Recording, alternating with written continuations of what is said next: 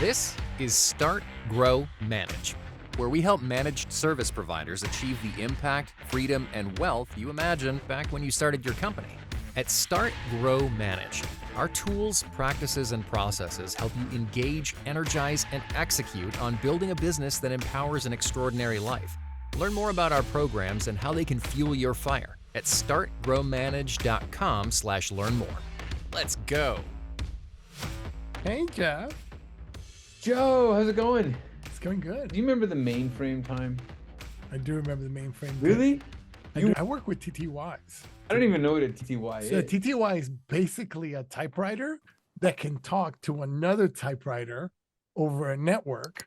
And then you type stuff in this typewriter and the other typewriter types whatever you're typing on this typewriter. I had no idea you were so old. I am that old. I'm that old.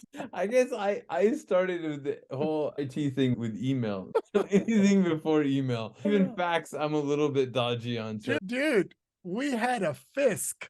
Yeah, I'm sure you did, man. You know what a FISC is? No, I have no idea what a FISC So you got to get this because this is so funny. I talk to people all the time because it was like a fly-by-night kind of deal. It went really fast because the internet speed went up. But Yeah. a FISC was this machine that looked like a tiny fax machine that you could take a floppy disk and put it in, dial the number, and it would call another FISC and transfer the data. And so it's like a fax, but with a disk. So it was a FISC. That's cool. You're like, do you remember mainframes? Yeah. Yes, I remember all the old stuff. And I know that there's some people listening now who are like, floppy disks? What is he talking about? Well, here's my point about the mainframe, because mainframes were like centralized information. And I said, oh, great. And then we put it all out into workstations and we networked all the workstations. So then we were all of a sudden decentralized. And then there was a trend a while back towards centralizing everything again, because then people were like, wait a minute, this is really hard. And part of that, I think, was actually developing some of these software as a solution type applications. It was like the ultimate in sort of centralization is you don't have Salesforce in each company. There's one Salesforce. It's the ultimate centralized piece of data place. And I remember we actually implemented Salesforce, right? And it was a very big deal. We had to talk to the IT people. We were the salespeople and the IT people. They didn't like this at all because they're like, oh no, this is all, we can't control it. We can't do it. And then we had to compare the prices, and they kind of won on the price because Salesforce was a lot less expensive than one of those big CRMs where you'd have to have lots of server capacity and network capacity. We're not going to do that. We need CRM. So anyway, we ended up implementing Salesforce, but it was a big deal. And then I think there's been a lot of centralization just in terms of standardization. One of the things that I think makes an MSP really work, or has made an MSP work, is the idea of standardization, because you standardize your offering around a vertical and then you get really good at it, right? So that you get more efficient so that you don't have the problem of having to reinvent all the time, which I'm going to say, like, still, I think there's a lot of value in that. But there's a change that's happening. And part of that change is, if you go back to that Salesforce conversation, that now your salespeople are just signing up for Salesforce. Like all of a sudden, they're not even telling you. They're not talking to the IT guys. They're just like, oh yeah, sure, here's my credit card, signing up for Salesforce. And now your data are actually going into Salesforce without there being centralized control. But I don't think it's going away. Oh, right? absolutely not. The point is, we're not reversing. It's only becoming more and more tailored, more and more easy for people to sign up for these systems. And it's interesting because it creates some real problems, right? Because now all of a sudden you've got data that was in your organization, and then somebody signs up for Salesforce, for example, or Lately, or Buffer, or I don't know what, MailChimp or whatever. And all of a sudden that data is now residing in that other system. All of a sudden that other system has passwords and access to even things like LinkedIn or other parts of your network. And now there are points of entry that exist out in the world that you didn't even know were there. So it's interesting. We're going to have this chat with John Harden, who started Saaslio and is now with Auvik, because they bought Saaslio because it They was bought such an Saaslio. awesome company that was doing amazing work. And we wanted to talk to him about Saaslio, and he's like, wow, now we're a much bigger company because we've been absorbed because they do such amazing work and we've been growing so fast. But the challenge is still the same around giving MSPs these tools to be able to monitor that data and the use of these software as a service applications that are out there, so that the client knows where the information is. And I think that, you know, there's a desire to control. There's a desire to go back to the mainframe, but it's like you say, no, ship sailed, man.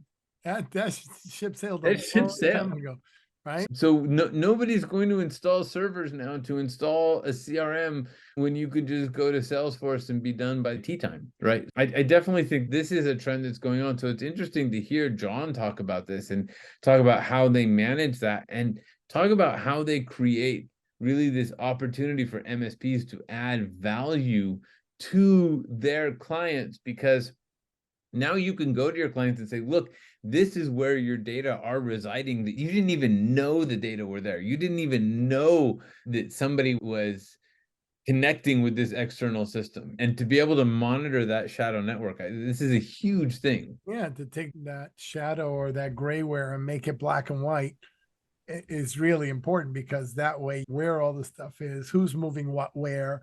And that's been the pain point with SaaS.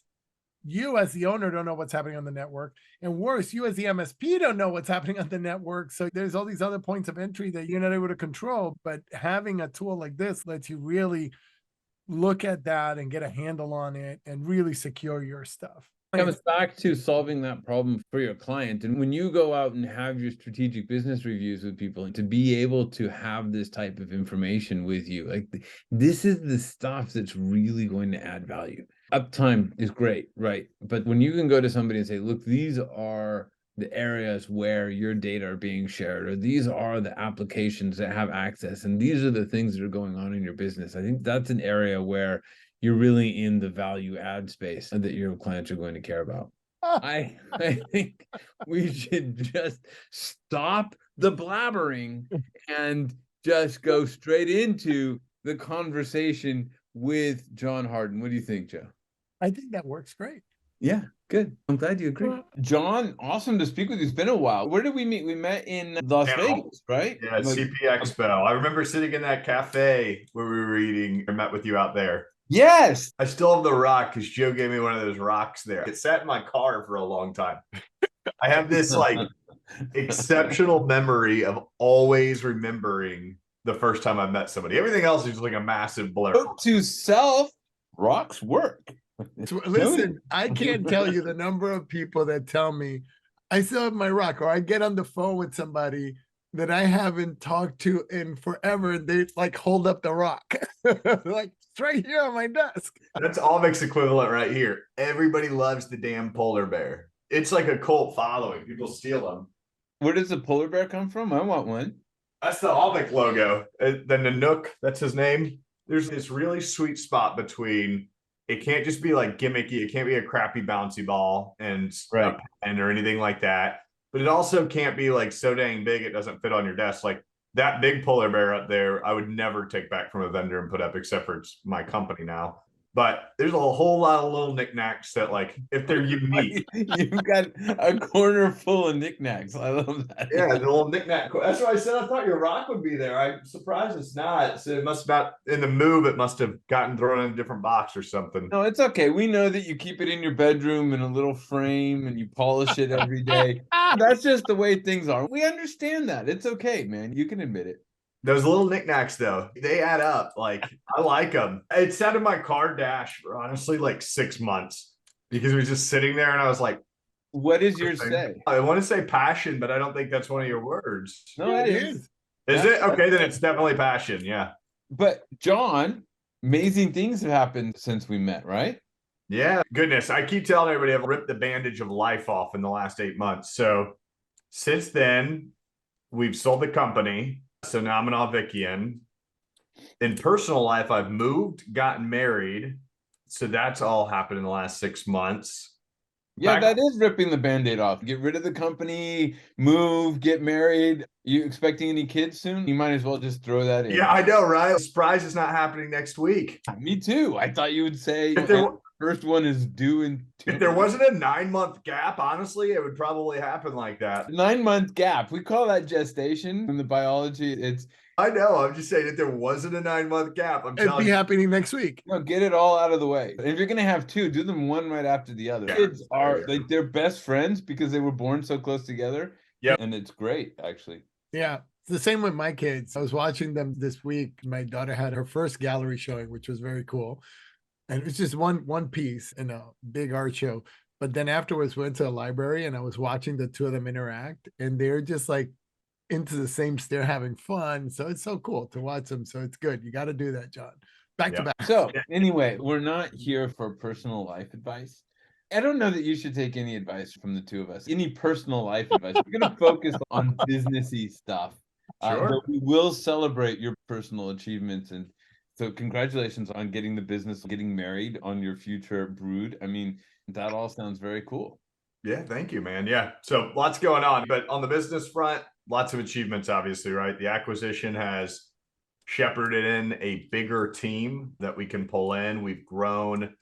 Gosh, when we met you out there, Jeff, I want to say it would have been April because I feel like it was channel partners is where we would have gone. Right. So we grew about 20 to 25% month over month all the way through December from when we met you. So we concluded with a massive, I think we were like 600 or 700% growth in 2022. And under the Auvik umbrella, we've only accelerated. I mean, we're in another 100, 200% growth quarters at this point. It's been a huge uptick. I think it's in combination of the growth is two-factor. One, the blue ocean market that I was serving, which is SaaS management under MSPs, is starting to emerge. That was blue ocean. Nobody was talking about it when I was out there. Everybody kept saying, like, why do I need to manage my SaaS now?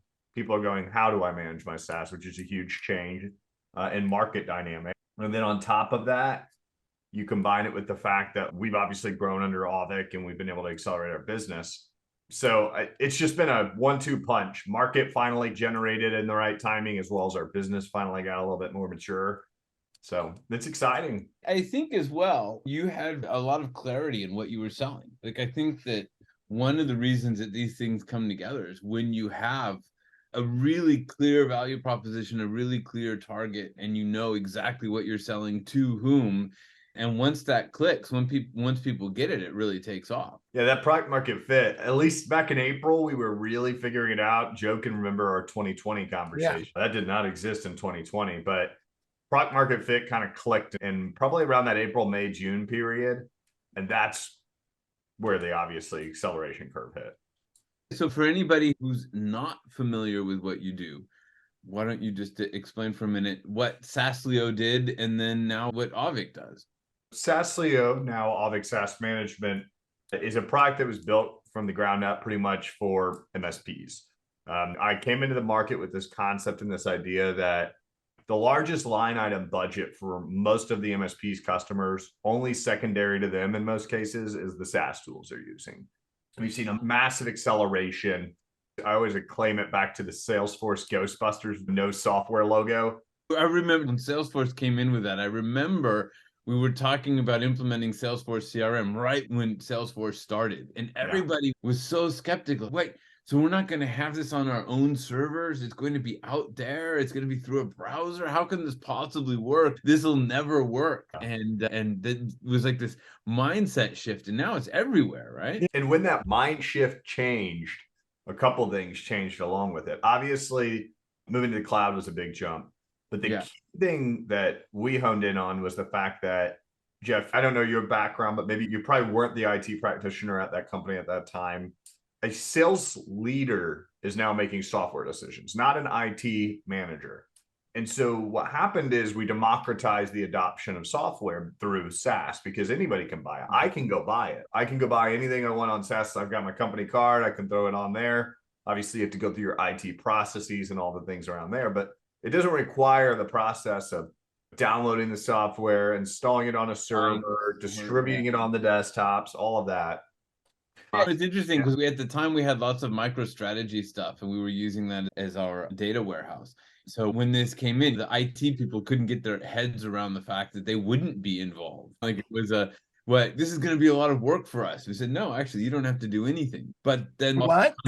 But then that comes with certain risks, right? Because now everybody's buying software and creating lots of application islands within the company. You nailed it, right? So now that anybody can buy it, the knowledge of a true software as a service ecosystem is dissipated, right? A marketing intern can sign up for software and put in business data that the company does not know is in any of these systems. A good example I was to make is marketing intern comes in for the summer. CEO wants to hold a golf outing for all of their clients. CEO tells marketing intern, help me get in front of all these clients. I want to tell them what's going on.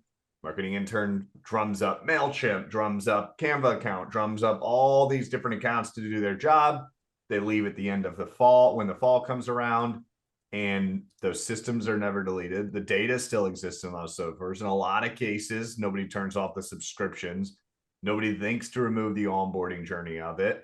Nobody thinks about how this impacts their IT policy. And MailChimp, it's an amazing vendor, but had a vendor incident a handful of years ago with some data exfiltration. So now that client's data is maybe out in the cloud. And so one business problem being solved, every software as a service platform has a business challenge that's being solved. One business challenge that was solved now has opened up the business to all this risk they were unaware of. Circling back, that's why we had to build something. You couldn't have that gap out there without visibility. So what inspired you to build that? You were running an MSP at the time, or did you just come up with the idea? Where did it come from? Yeah, so I started the knock. I started as a 16-year-old network operations guy supporting IT systems. I had spent about 12 years in the MSP, traversing different roles, everything from management levels, positions of growth, and some of the service areas. I was a software architect, so I had built a couple products to support our customers in that life cycle. I'd basically dabbled in everything. I had been in marketing, I had been in sales, I had been in ops, I had been in service, and I had actually served in the service. I did just about everything inside of a MSP. And when I left to launch Saaslio, at that time, I just harkened back to some of the pains we were continually facing, which was this lack of visibility in our clients and dealing with tickets where it'd be like, hey, I no longer have access to bill pay. Can you help me out, MSP? And I would look and I would send a message over to another team member and be like, we didn't even know they had bill pay. Who procured bill pay? Who signed up for it? What account are they accessing it with? What's even in there? Some intern 5 years ago set this thing up. Yeah. Along with a Canva account, MailChimp, and they've been spending money off ever since. Yep. That's the problem. That visibility gap's the key issue there. So we didn't know how it was going to coagulate. Obviously, every startup is trying to figure out its product market fit. We flopped around for a long time thinking that MSPs wanted to help save cost for their customers, where we actually launched with contract management and some rudimentary usage metrics around it. But we eventually pivoted back into that April date where we landed in more of the security through visibility, some of the operational improvements of SaaS, like employee offboarding, customer onboarding, ticket root cause analysis, stuff like that. And that's where we saw our real development. Yeah. When you first told me about it, the thing that really struck me was the ability to manage the compliance of what SaaS platforms I can and can't have inside of the ecosystem. Number one, because that's a big deal. All of a sudden, a new group comes in, or you hire a few new people, and they're like, "Oh, let's use Google Drive," and you're like, "No, yeah, I would do it over here." But then all of a sudden, they do, and then now your data has left your ecosystem and it's living somewhere else. And the ability to know who's doing what at the workstation level, that was oh, yeah, oh my God.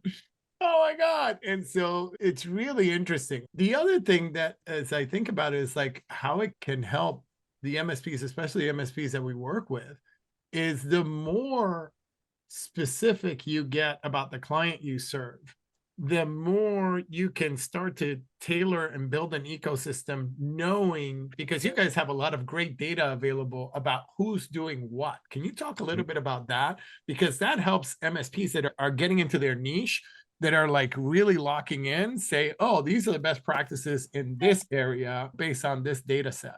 One of the reasons I love chatting with you all the time is our similar philosophies on building a niche, right? We said we're going to do SaaS management for MSPs. We didn't say we're going to do SaaS management for mid-market IT, MSPs, and accountants, everything. We said we're going to really solve this problem deep for MSPs.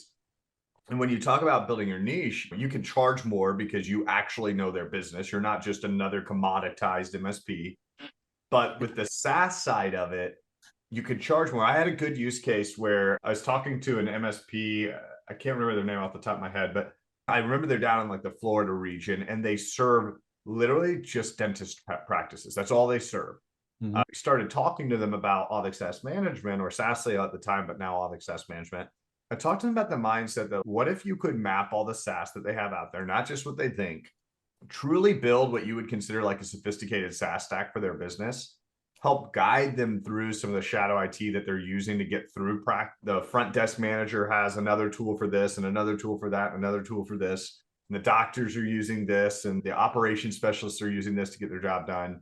But if you could guide them into a central system, the ones that you know, by using our software, you can map everything that's being used and all the shadow IT stuff, and then guide them through a practice. Like, how much would a project like that cost?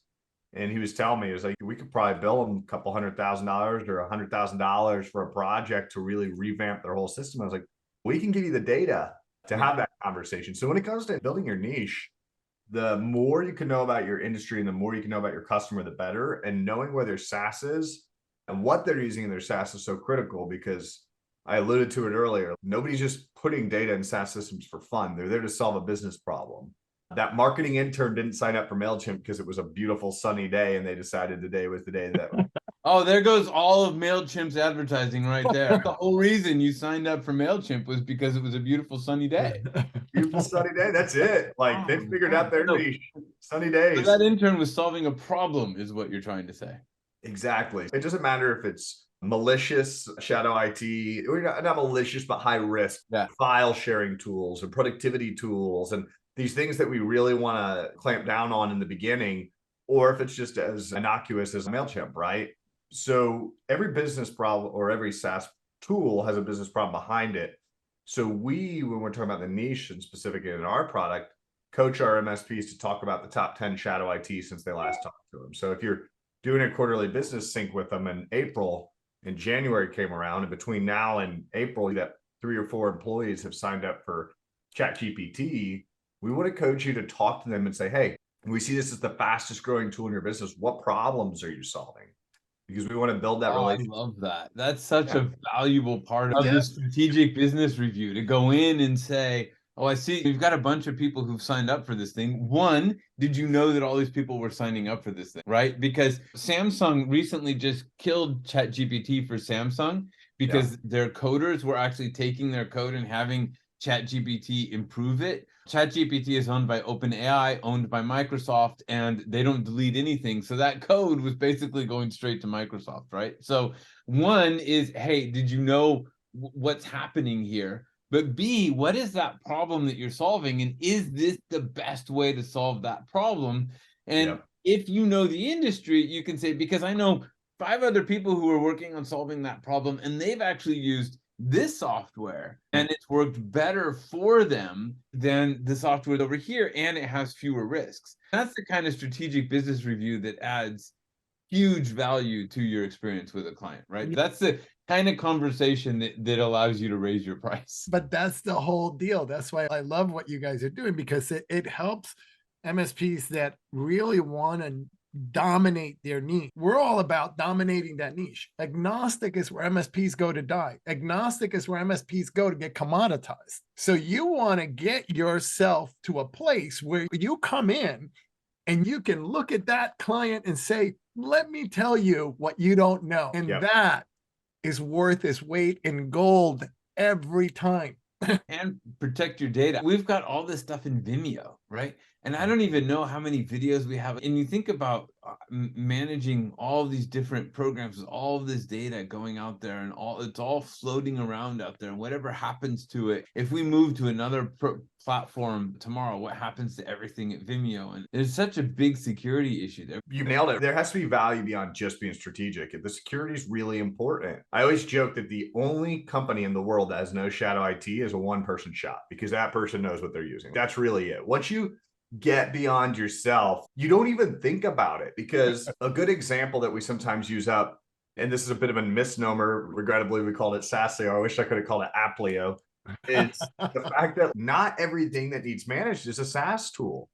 So when I say not a company bigger than one has shadow IT, you think of Vimeo, right? Because you got your data in there, you got your business videos, but think about supporting your customer beyond the Vimeo. What if, Jeff, you were to be, you said, hey, we're moving on, and all of a sudden you have access to the bank account. Would your company have remembered to remote your online portal access to the bank account?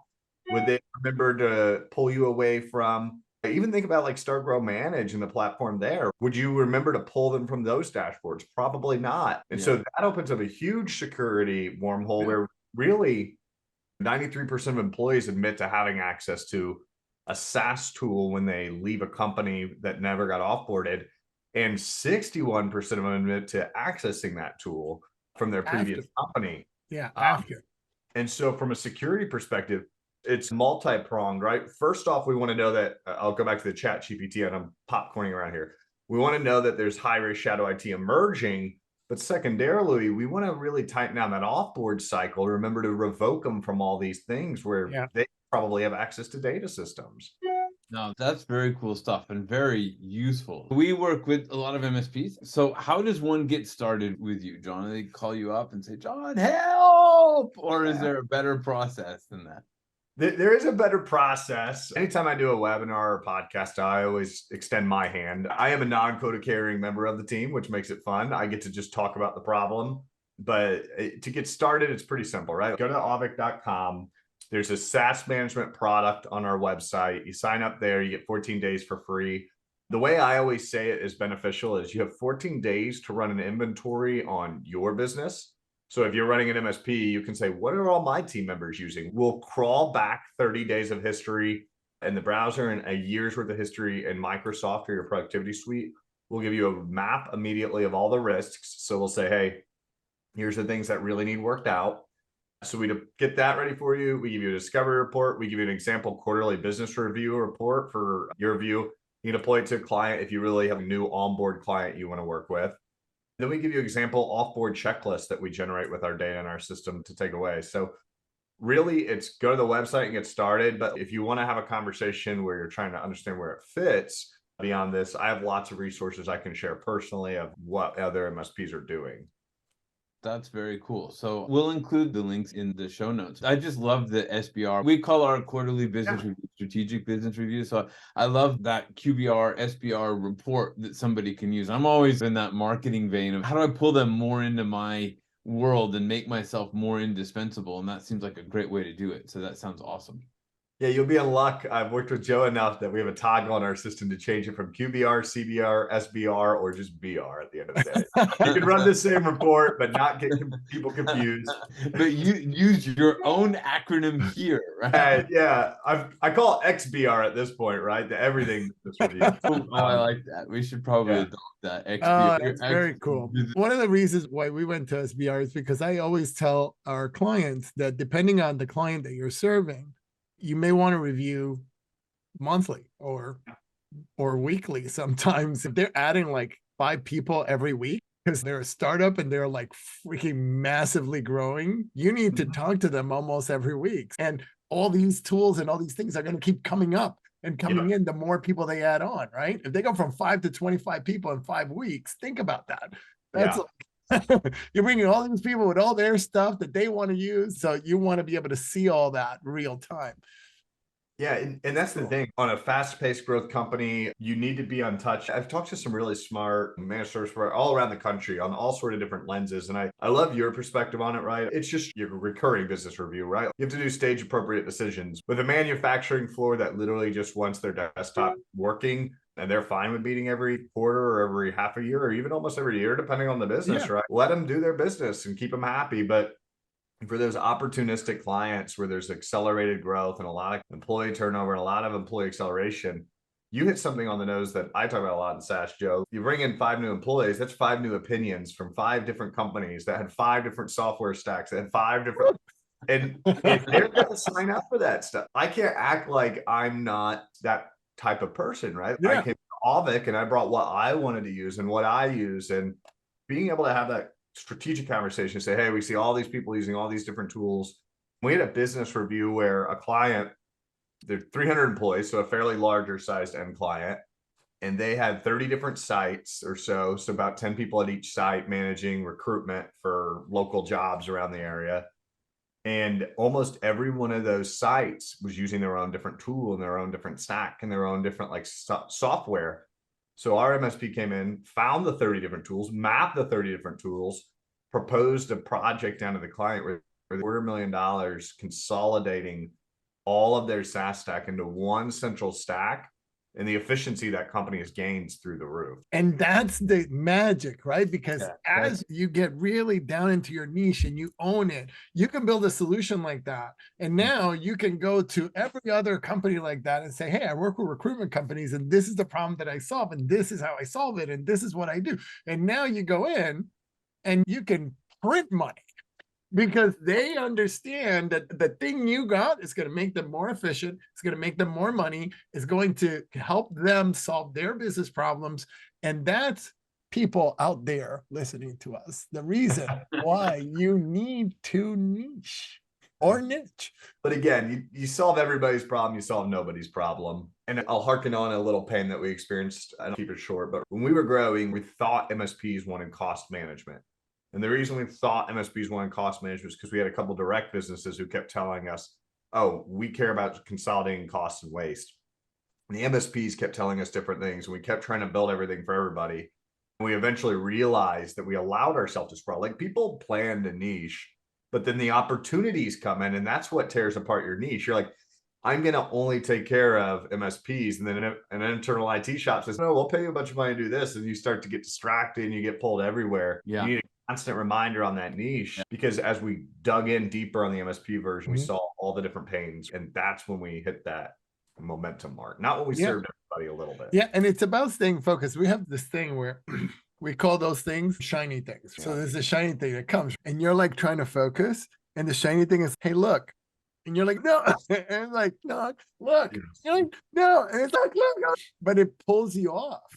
And if you go chase that shiny thing, you have to stay super uber focused. And I tell MSPs, until you're doing at least $1 million in that vertical, you shouldn't even think about anything. Like, forget about talk.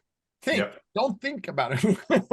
Like, just focus on your thing. And then once you get that to $1 million, if you want to then see, okay, what are the adjacent, and you want an adjacent vertical that I can assist with this. The secret is, once you get to $1 million in that vertical, all of a sudden you've got so much opportunity right there that now you're so busy you can't even go into that other one. But don't tell anybody we said that, because we trick people into realizing that. So yeah, fair. I think they figure it out though. Once the money starts printing. That's what I'm saying. Once the money's there, then they're like, wait a minute, I don't need to go over here and spend all this money developing an entirely new marketing program. I can just keep selling to the same people. That partner down there in Florida, right? Like, they were telling me how they build 2x the incumbent that they have displaced, or I guess the opposite of that. But the company they had displaced, there was 2x the cost. And the doctor was happy to pay it, because the doctor knew that this person, he wasn't saying, hey, we're going to change your front desk laptops. He was saying, hey, we're going to change your front desk systems, these systems here. We're going to make it here, and this is how we're going to make you better. And we know it because we've done it with 10 other businesses of the exact same size and type. And the sales journey wasn't just general for everybody. It was specific to him. And there's always value in something with the niche where it's built for you. John, it's been a pleasure. Thank you for taking the time to chat with us. Hopefully we run into each other at another show sometime in the near future. And look forward to seeing all of the great things as you start to take over Auvik, as you work in the Auvik. As I take SaaS management to be the #1 product on Auvik's portfolio. So the last thing, as usual, is remember that you are loved. Thanks for joining us, and a special thanks to our subscribers. Consider becoming one right now and tap into our insights and instincts to help drive your business vision and success. Remember, you didn't start your business to feel frustration. You started it for freedom. We can help you discover the impact, freedom, and wealth you always imagined. Learn more at startgrowmanage.com/learn more.